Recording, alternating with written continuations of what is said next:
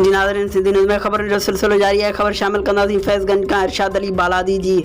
फैज़गंज करुड़ी लगोट साहिब खान चांडियो जो रहवासी माशूक अली चांडियो जो फैज़गंज जे पुलिस जे ज़ियादतियुनि ख़िलाफ़ एहतजाजी मुज़ाहिरो।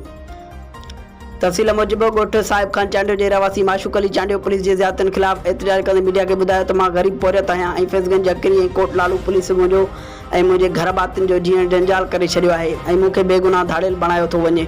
फैज़गंज तालुके में जेका बि फुर चोरी थिए थी त उन में मुंहिंजो नालो दर्ज कयो थो वञे।